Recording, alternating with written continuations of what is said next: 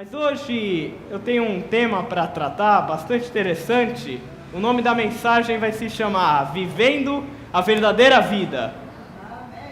O que isso quer dizer? Porque muitas vezes ou o trabalho nos deixa estressado, ou o nosso cotidiano próprio nos deixa estressado. Acabamos, muitas vezes por causa que carregamos as coisas desse mundo, algumas pessoas choram todos os dias, os problemas familiares. E aí eu pergunto para essas pessoas, será que vocês são felizes? Qual será o caminho da felicidade? A gente vai tratar tudo isso essa noite. Como viver a verdadeira vida e quais são os fatores principais que estão tirando essa nossa felicidade.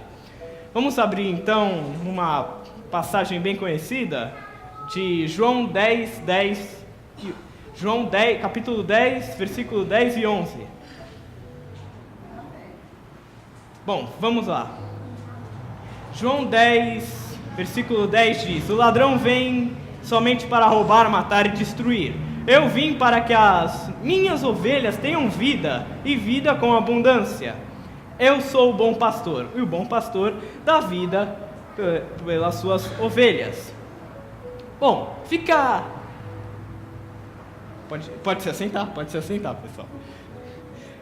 Bom, fica bastante evidente o que Jesus ele queria tratar. É aquele negócio, confia em mim que eu vou fazer tudo. Mas na hora do vamos ver, na hora que o pessoal do trabalho te estressa, o cotidiano te estressa, as pessoas falam coisas que não devem, fica meio difícil a gente... essas coisas acabam colocando a gente para baixo. E aí o que muito me chama a atenção principalmente no meio, não só no meio evangélico, mas no meio gospel, é que essas pessoas se deixam levar por algumas emoções. E há fatores principais que tiram o nosso apetite de vida. E como é que está o nosso apetite de vida? Às vezes, nós temos que nos acordar de manhã e olhar para o espelho. O que eu sou? O que eu estou vendo? E o que Deus quer que eu seja? Às vezes é bom acordar de manhã e ver no espelho só para ver como é que você está se saindo. Como é que está o seu apetite de vida? Eu separei 4 pontos essenciais para que a gente faça uma autoanálise de nós mesmos e uma autorreflexão dia após dia. O número 1 é a murmuração. Vamos abrir a Bíblia agora em Êxodo capítulo 16, do 1 ao 3. Êxodo capítulo 16, do 1 ao 3 diz o seguinte: O povo de Israel saiu de Elim e foi para o deserto de Sim, que fica entre Elim e o Monte Sinai. Chegaram ali no dia 15 do 2º mês, depois da sua saída do Egito. Ali no deserto, todos eles começaram a reclamar contra Moisés e Arão, dizendo assim: Teria sido melhor que o Senhor estivesse nos matado no Egito. Lá nós podíamos, pelo menos, nos sentar e comer carne e outras comidas à vontade. Vocês nos trouxeram para este deserto a fim de matar de fome toda essa multidão. Ou seja, o povo estava falando: a gente vai para o deserto fazer o que, Moisés?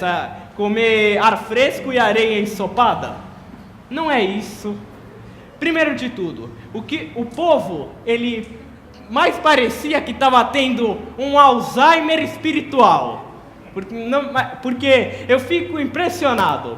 Porque quando Deus estava protegendo os hebreus, o povo de Israel, das pragas do Egito, porque no Egito foi assim, havia o povo do Egito, que era a parte nobre do Egito, e na vila ficavam os hebreus. A praga só atingia o Egito. Vamos começar com a água se transformou em sangue. Os egípcios não tinham nada para beber. Logo, os hebreus têm. O que eu estou querendo dizer é que quando a coisa está boa, Deus é excelente. Agora quando a coisa está ruim, aí cadê o meu Deus? Deus parou de me ajudar. É sempre assim, o povo murmura dia e noite. Quer dizer, o Deus livra eles das 10 pragas, uma pior do que a outra, abriu o mar vermelho e matou os egípcios, fechando o mar. Aí, aqui diz, no dia 15 do segundo mês, não deu nem 3 meses, não passou nem da experiência, né? Não passou nem da experiência e eles já estavam reclamando. Que coisa, quer dizer, agora faça uma autoanálise de vocês mesmos. Não adianta só ficar olhando, eles reclamam, olhando para os hebreus e ficar, e não se assemelhar. O que eu quero dizer com isso? É que, invariavelmente, acabamos reclamando porque está passando um dia difícil, porque a conta não fecha e não sei o quê. Infelizmente, as pessoas estão se esquecendo das coisas boas que Deus está dando, e só porque a coisa está difícil, só porque aquele momento da sua vida está complicado, quer dizer que Deus já esqueceu de mim. Pelo visto, eu não vejo aqui ninguém sem onde morar, sem comida em casa, sem ter o que beber. Vocês têm uma cama para dormir, porque a realidade de hoje, entre eu e o mendigo e o morador de rua lá fora, é que quando eu sair daqui, eu vou direto para minha casa. Agora, quando o morador de rua sair daqui, ele vai de volta para a rua. Ele não tem onde morar. Você consegue assemelhar essa realidade? As pessoas reclamam, o emprego tá chato, ele me estressa e não sei o que. Olha, tem um monte de gente querendo você não quer dar espaço, não? O cara é abençoado, ele tem um emprego bom, ele tem uma saúde boa, ele tem uma casa boa, mas tá sempre reclamando. É aquela história, o dinheiro, ele quer sempre o dinheiro. Ele tem tudo, casa, ele tem helicóptero, tem Ferrari, tem casa na praia, tem não sei o que, e vive reclamando. É infeliz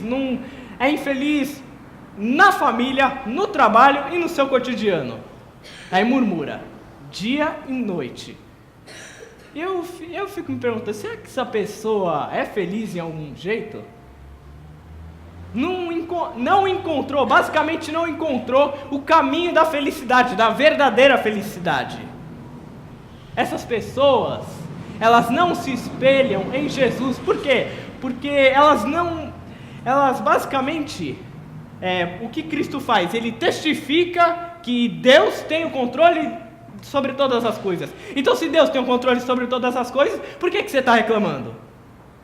Aqui diz, eu vim para que vocês tenham vida, e vida com abundância. Ele não só estava falando da vida eterna, mas estava falando sobre ser feliz, buscar de novo esse apetite de vida, que está se perdendo. A pessoa que murmura dia e noite, ela tem um apetite de vida?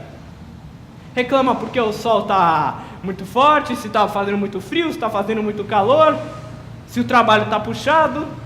Está difícil, mas está ali, Jesus está do seu lado, ele está difícil e está caminhando com você, diferente de algumas pessoas que acabam murmurando dia e noite. Será que se você perguntasse para Jesus, o que ele acharia da sua murmuração? Eu estou dando tudo, não falta nada para a vida dela, por que ela está reclamando? E a murmuração deixa a pessoa chata. Ela reclama tudo, ela arranja picuinha por cada detalhe. Olha, eu sempre quis fazer isso, viu? Olha pro seu irmão do lado, a cara bonita que ele tem, e fala para ele parar de ser chato. Oh, meu Deus, mas o que eu devo fazer? Eu vim para que tenham vida, e vida com abundância. O que você deve fazer? Você deve orar. O que mais você quer fazer? Vai adiantar reclamar?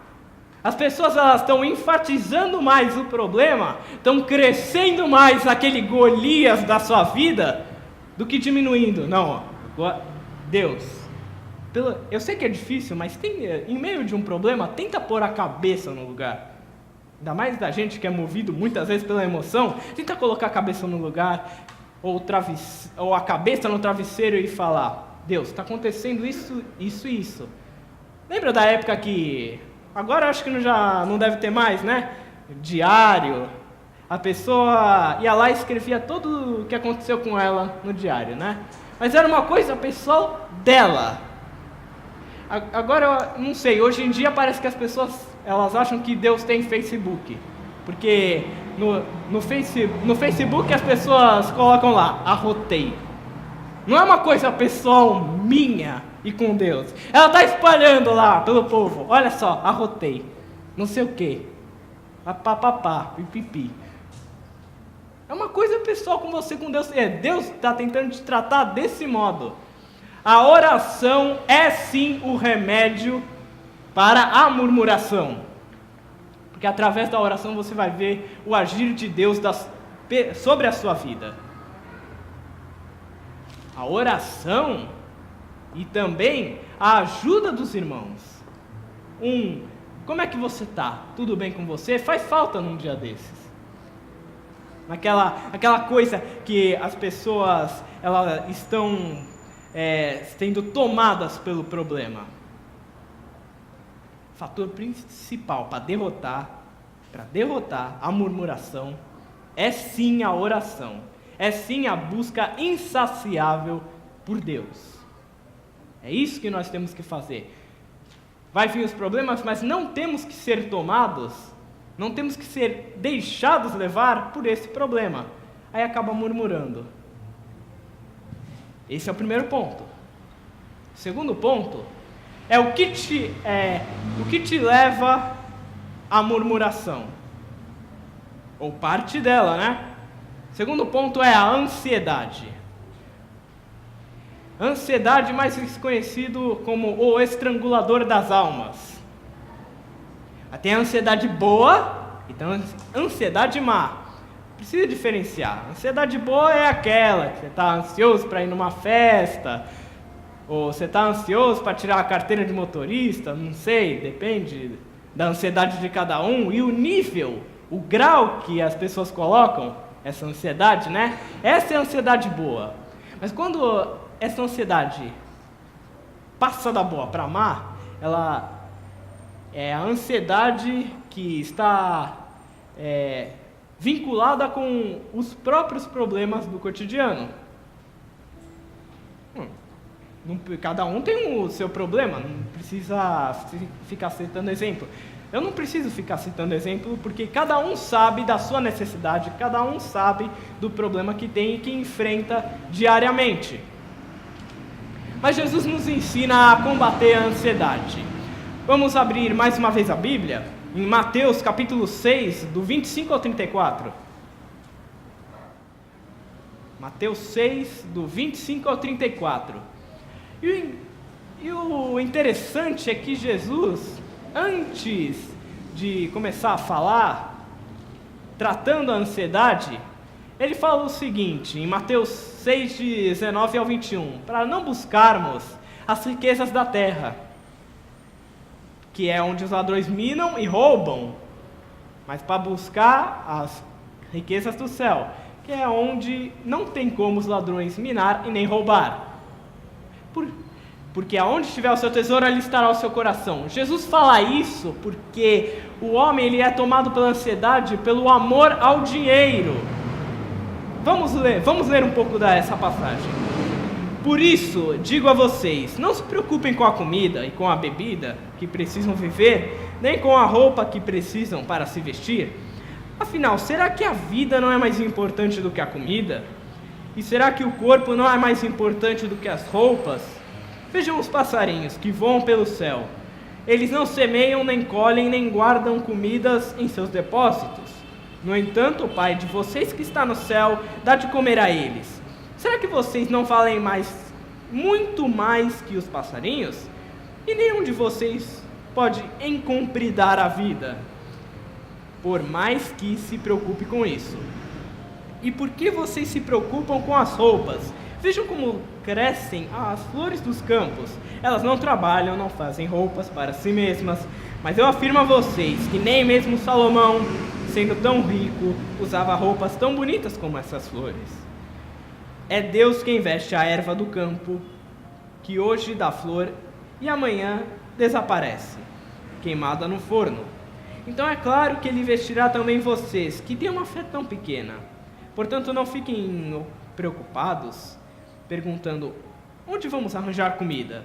Onde vamos arranjar bebida? Com que roupas nos vestiremos?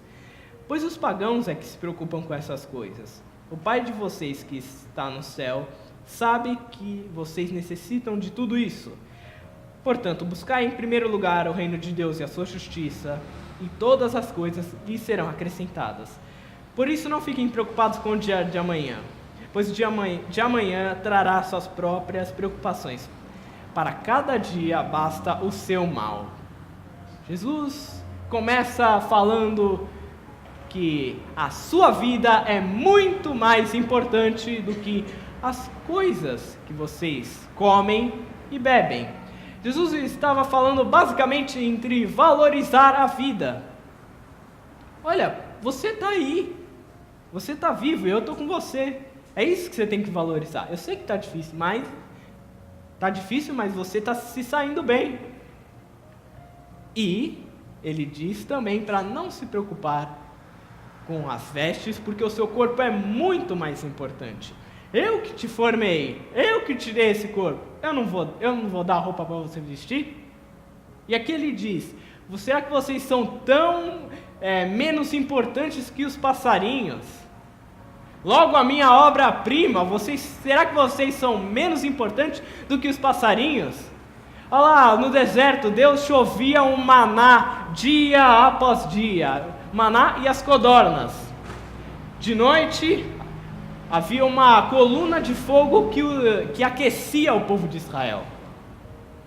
E de dia havia uma nuvem, uma coluna que não deixava com que o calor tomasse conta do povo de Israel. Então Deus estava cuidando. Só que havia alguns momentos que a pessoa ela só enxergava, parecia que ela tinha um cabresto na cabeça. Ela só enxergava ali. Eu digo que você tem que enxergar nas entrelinhas. As pessoas perecem porque elas não enxergam os propósitos de Deus nas entrelinhas.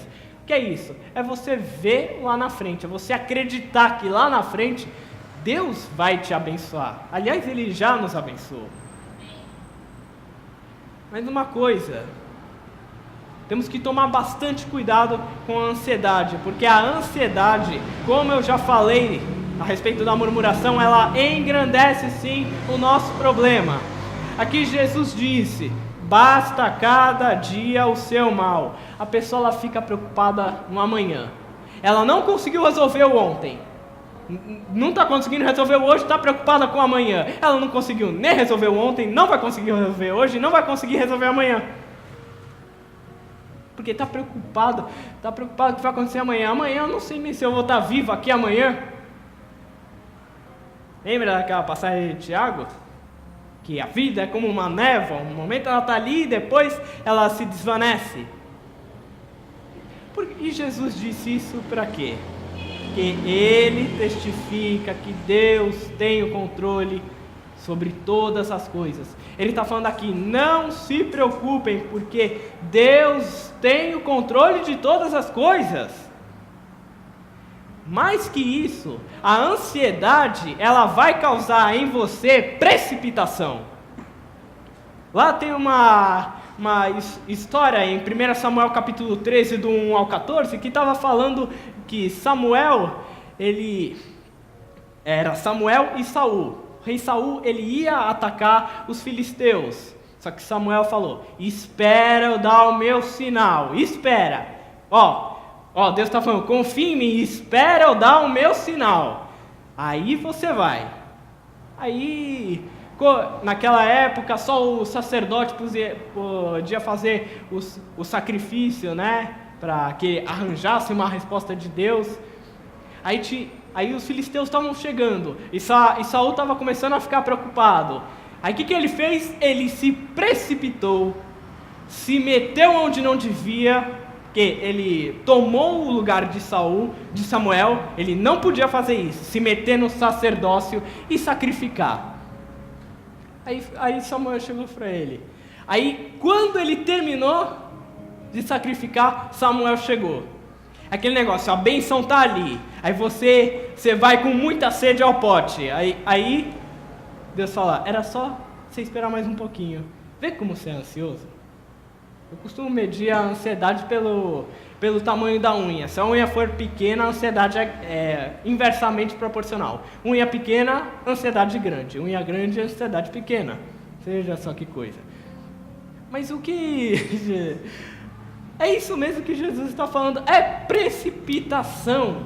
Ela causa em você precipitação. Quantas decisões precipitadas você teve que tomar para aprender que não deve ser assim as coisas? Jesus estava falando basicamente em confiar. Confiar no Pai, que Ele sim tem o controle sobre todas as coisas. E mais uma vez, o que se deve fazer numa hora dessa? Vamos abrir na Bíblia num versículo muito conhecido, Filipenses 4, versículo 6 ao 8, que todo mundo está careca de saber desse versículo. É aquele típico versículo para você colocar no seu Facebook. Todos acharam? Filipenses capítulo 4, versículo 6 ao 8. Não andeis inquietos por coisa alguma, mas todas as suas orações peçam a Deus que vocês precisam, e orem sempre com o coração agradecido, e a paz que excede todo entendimento guardará os vossos corações e as vossas mentes em Cristo Jesus. Por último, meus irmãos, encham a mente de vocês com tudo que é bom e que merece elogios, isto é, tudo que é agradável, tudo que é digno, tudo que é verdadeiro, tudo que é correto, tudo que é puro e tudo que é decente. Veja só, ele está falando aqui para você encher com tudo que é agradável, para não andar ansioso e que você vai ter paz, que excede todo entendimento. Mas antes de nós desmembrarmos esse versículo, eu quero que você pense num momento. O problema não é ter ansiedade, o problema é se entregar à ansiedade. Quer ver? Todo mundo aqui precisa enfrentar o seu Getsemane da vida. Jesus, não teve exemplo maior de angústia, de medo, pânico, mas ele não se deixou levar pela angústia, medo e pânico. Ele orou antes.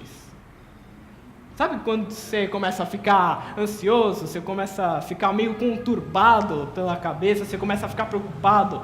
Será que você já ficou tão ansioso que chegou ao ponto de você suar? Será que já aconteceu isso?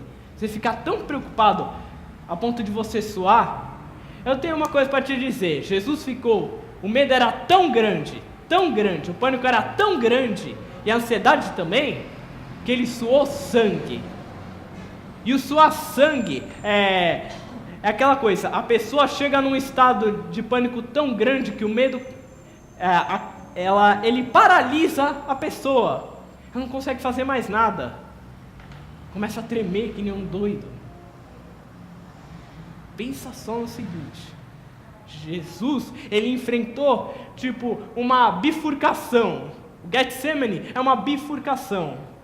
Por um lado, eu posso me salvar, mas a humanidade vai perecer. Por outro lado, eu vou ter que sofrer, mas a humanidade não vai perecer. E é assim os nossos Getsemane da vida. A gente vai ter, por um lado, pode ser favorável, mas não é muito certo, né? E por outro lado, pode ser não tão favorável, mas vai me edificar. Eu vou ser humilhado, mas eu vou me glorificar. Certo? Em toda a nossa vida nós enfrentamos esse Getsemane. Não existe exemplo maior que esse.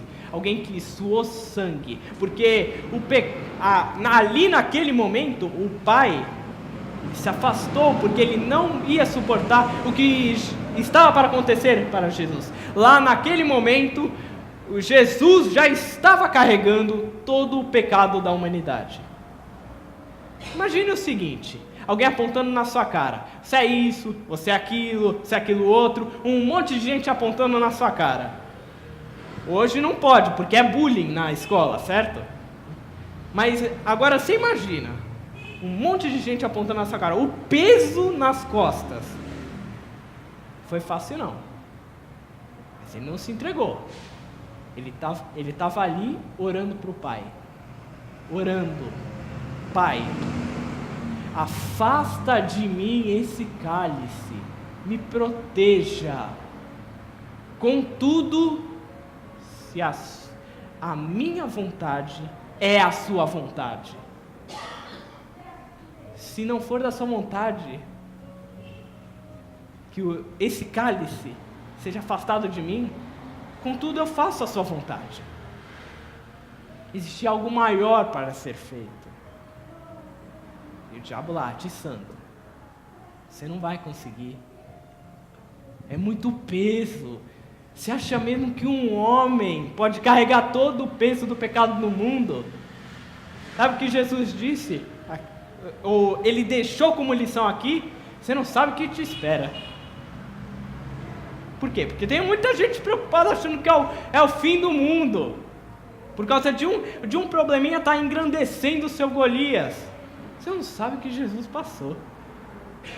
Coitado de Jesus. Pensa.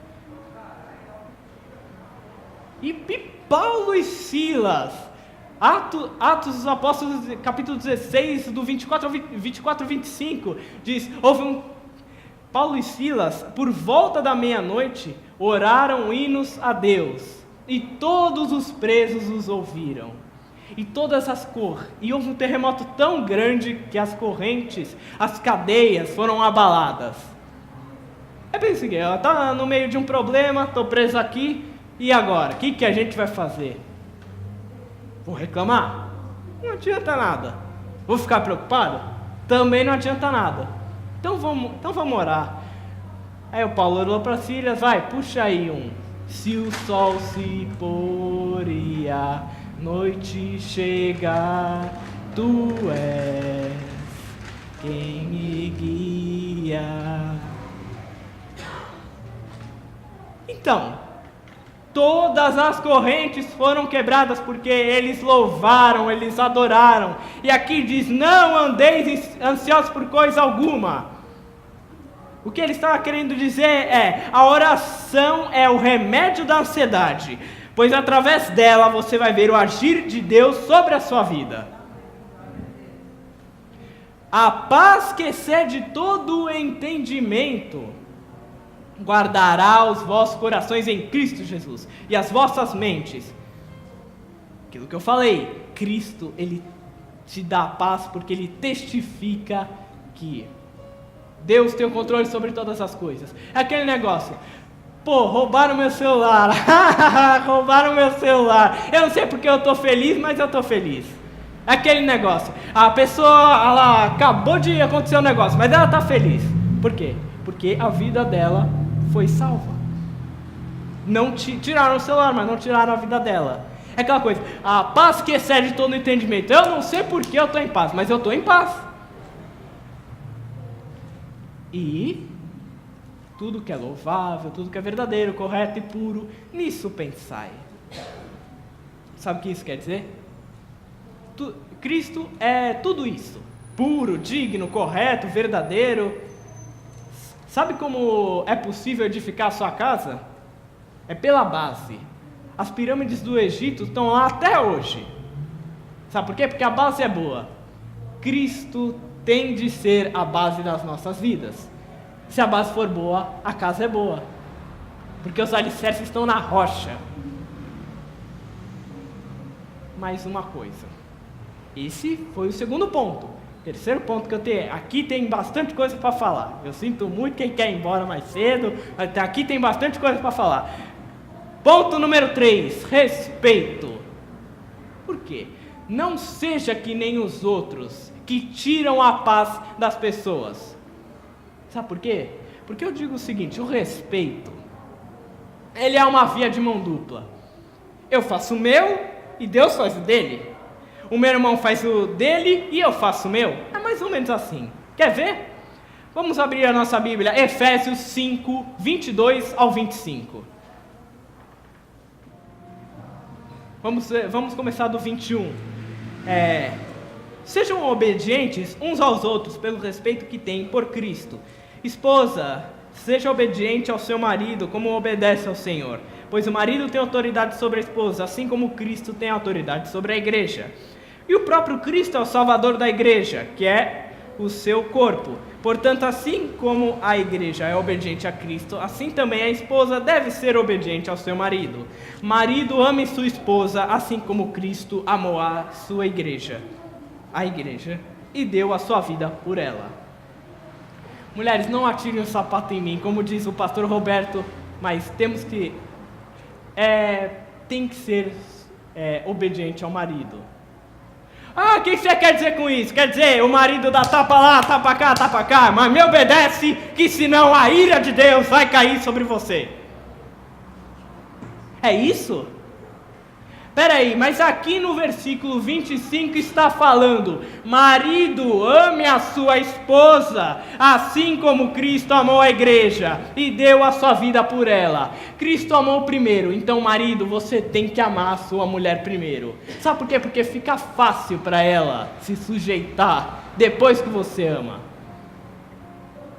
Então, você está vendo quando eu digo que o respeito é sim também uma via de mão dupla?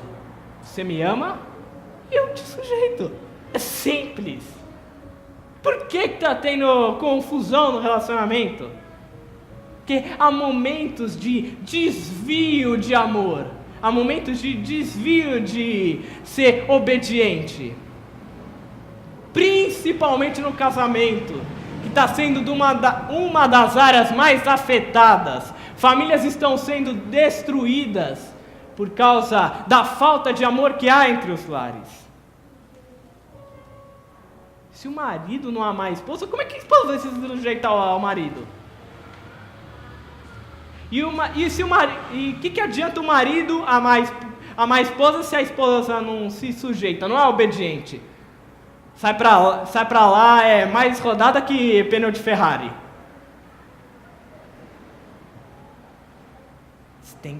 Você quer respeito? Então se dá.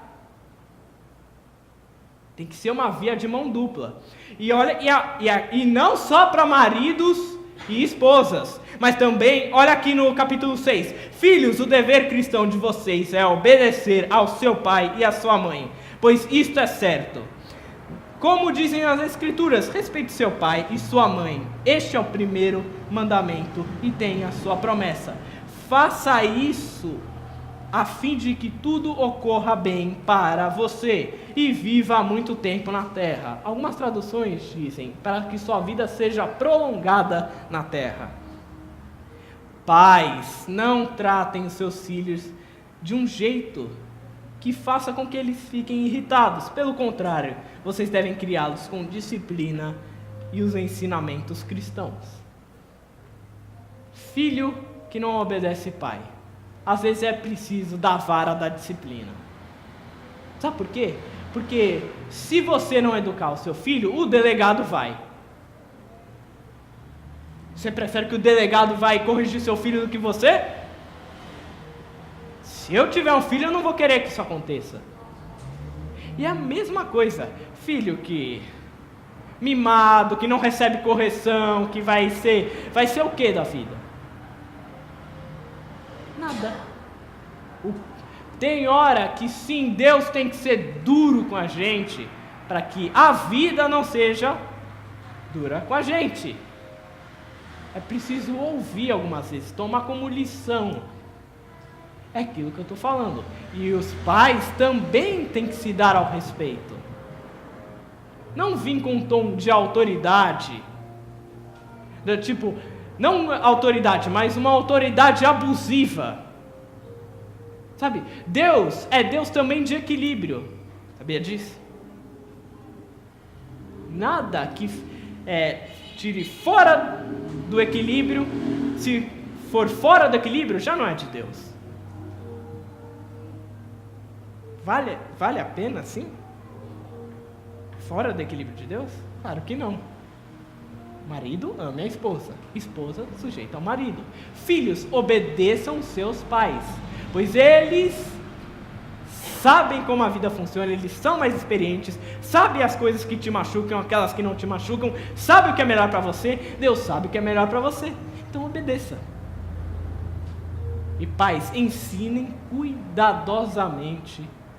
A Bíblia fala em Provérbios 22:6, ensina o caminho que a criança deve andar, e ela não se desviará dele. Quando ela for velha, ela não vai se desviar dele, porque os ensinamentos, a base que aquela criança teve foi boa, então ela vai ser uma pessoa boa. E esse negócio de maus comportamentos influencia, sabe por quê? Porque estraga o apetite de vida da pessoa, simplesmente por causa disso. Estraga o apetite da pessoa. Se as pessoas tivessem mais leitura disso daqui e aplicassem, certamente não estaríamos vivendo o que estamos vivendo. E principalmente nessa área aqui, onde tira o estresse do pessoal. Escravos, obedeçam com medo e respeito. O que é medo e respeito? Temor. Medo e respeito àqueles que são seus donos aqui na terra. E façam isso com sinceridade, como se estivessem servindo a Cristo. Não obedeçam os seus donos só quando eles estiverem olhando ou vendo vocês, somente para conseguir a aprovação deles, mas como escravos de Cristo.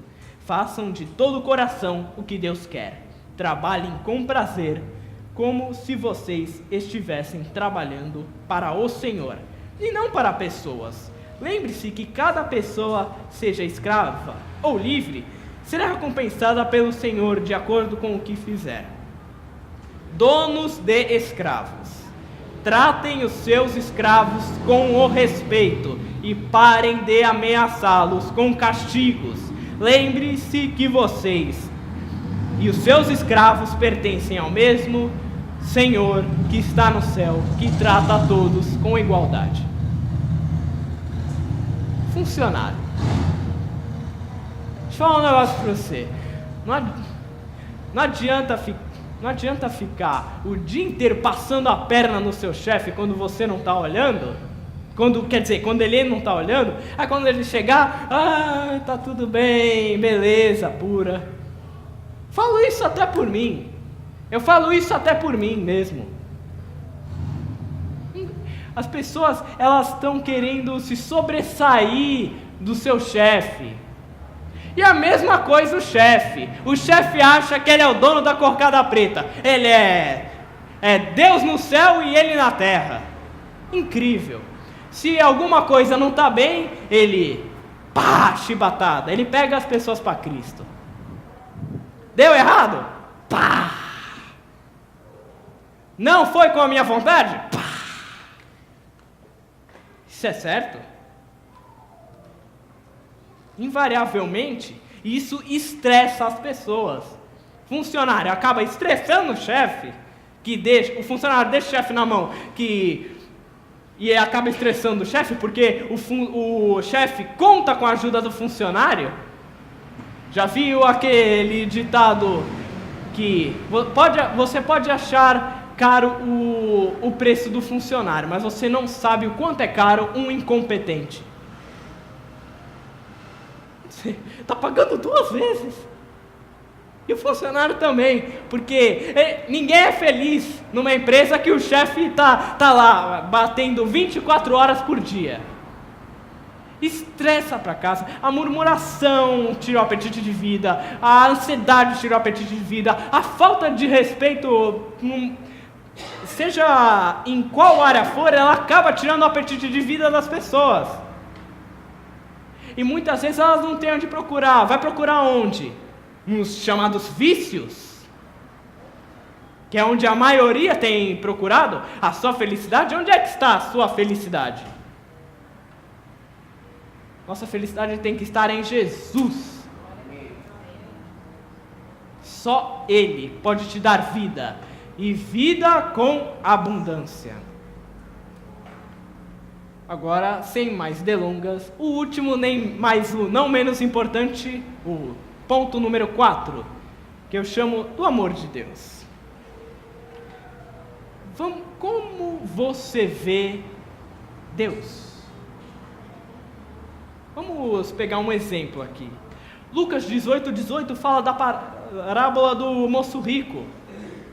Que ele chega o moço rico está lá, ele chega para Jesus e fala: Jesus, o que eu tenho que fazer?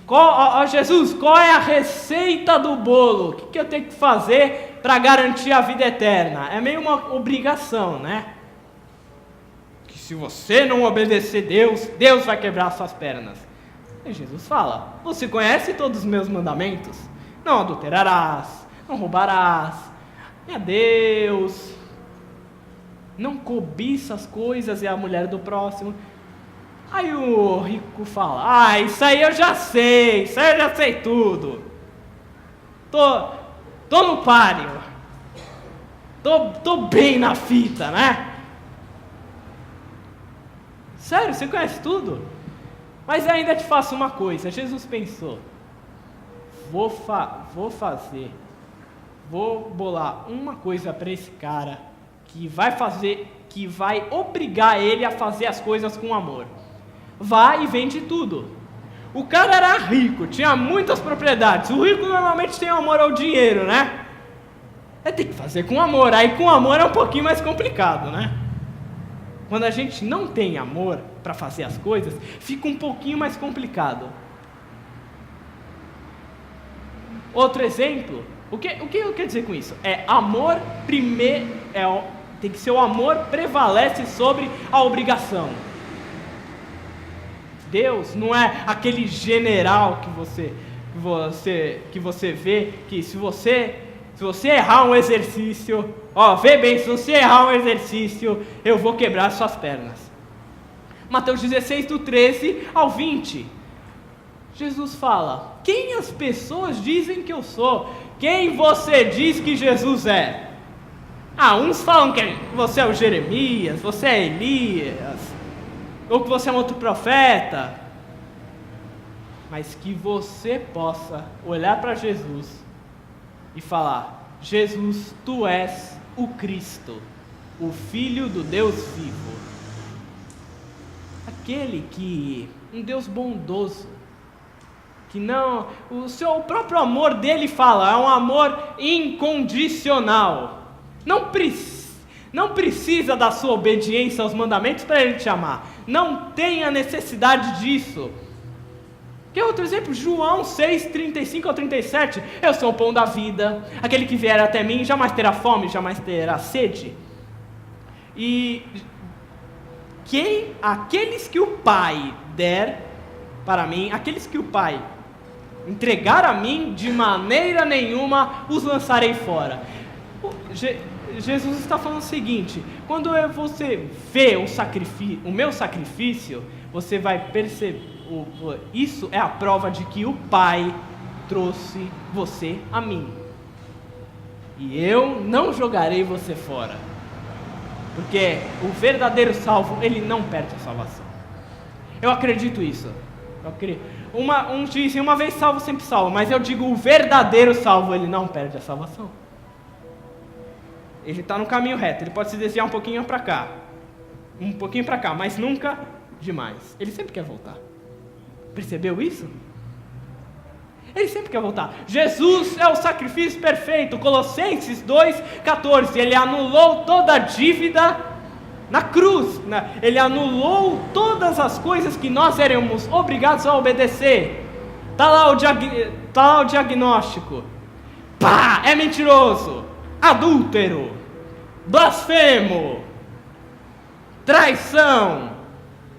Jesus pegou todo esse papel, pregou na cruz e batizou com fogo e queimou todas as suas impurezas. Colossenses 3:3. A vida escondida está onde? Em Cristo. Já morreram. Morreram para quê? Morreram para o pecado. Quando morrer para o pecado, não agradar mais o pecado. Mesmo que pecar, eu quero agradar a Deus, não quero agradar o pecado. Eu vou errar, mas eu quero agradar a Deus, não quero agradar o pecado.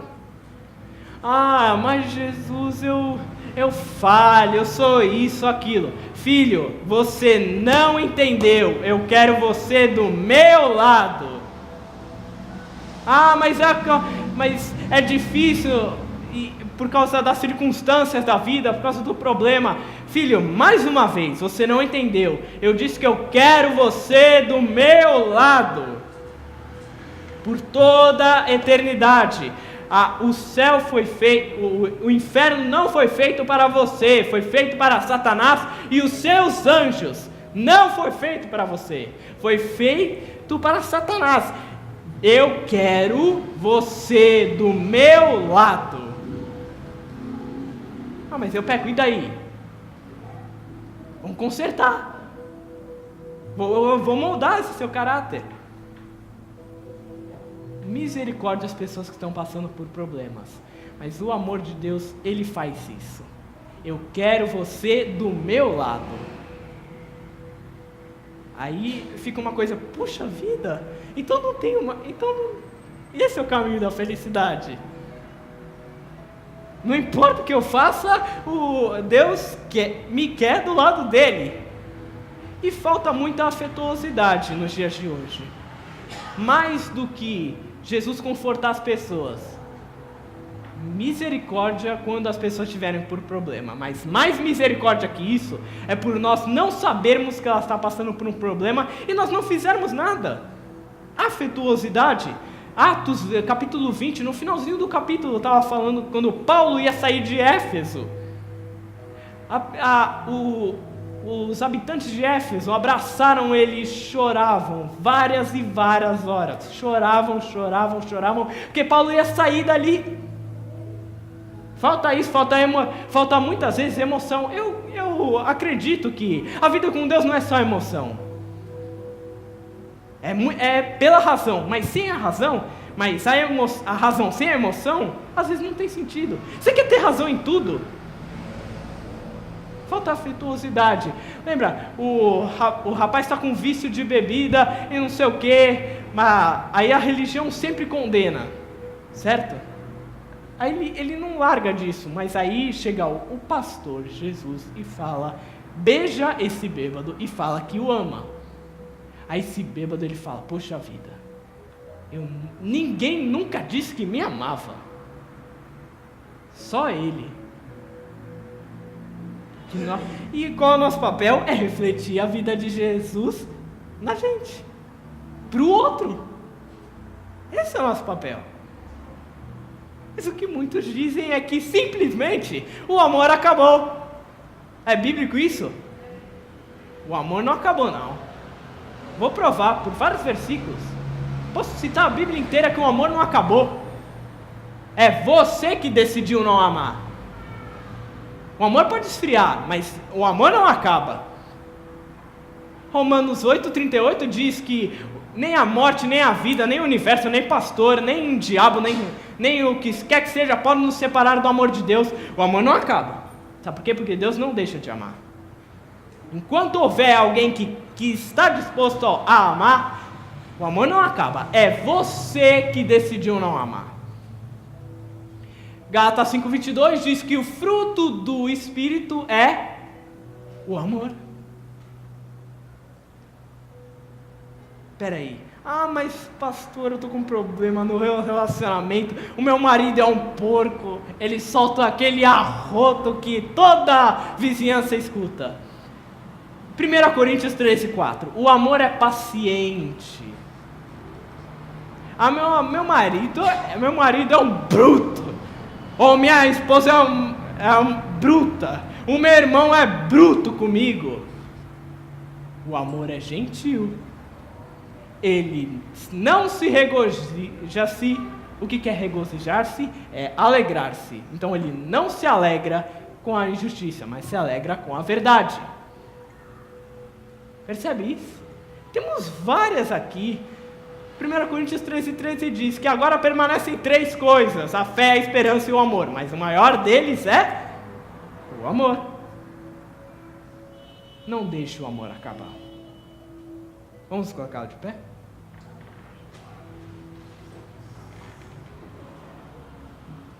Mais uma coisa: não permita que o amor acabe. Não permita Satanás tirar o sossego de você. Aqui nós tivemos vários pontos sobre a murmuração que tira a sua paz. Esteja mais agradecido pelo que Deus está fazendo na sua vida. Olha, imagine, já viu aquele ditado? Para mim tudo, mas eu não quero nada que aconteça com meu filho. Já pensou que se acontecesse alguma coisa com seu filho? Sua família está protegida por Deus. A ansiedade, não deixe por levar a ansiedade. Respeitem uns aos outros. Aqueles que não têm Deus, eles podem se comportar direito, podem seguir os mandamentos, mas invariavelmente eles murmuram por qualquer coisa. Eles têm ansiedade por qualquer coisa e às vezes desrespeitam as pessoas. E para eles o amor já acabou, segundo o que está aí. Mas eu digo que o amor não acabou. Então vamos nos abraçar e orar uns pelos outros? Quanto tempo faz que você não abraça, que nem Atos 20 fala, que Paulo foi abraçado pelo pessoal de Éfeso? Eles choravam. É isso que temos que fazer. Esse é o segredo da vida, o caminho da felicidade. E que nós possamos principalmente sermos abraçados pelo amor incondicional de Deus. Amém? Vamos orar. Pai querido e Pai amado, obrigado pelo dia de hoje. Que a mensagem, Senhor, ela frutifique no coração de cada um aqui. Que não deixe que nós deixemos nos levar apenas pelas circunstâncias que a vida nos impõe, pela maneira com que o mundo nos obriga a viver, mas molde o nosso coração segundo o seu querer. Repita comigo essa oração. Senhor Jesus, perdoa todos os meus pecados, Senhor. Perdoa todos os meus pecados. Escreva esses nomes, todos esses nomes. Escreva todos esses nomes no livro da vida, Pai. No livro da vida, Pai. Declaro, Senhor Jesus. Declaro, Senhor Jesus, que Tu és o meu Senhor. Tu és o meu Senhor e o meu Salvador. O meu Salvador. Eu entrego a minha vida. Eu entrego a minha vida nas Tuas mãos. Nas Tuas mãos. Amém. Está consumado. Glória a Deus.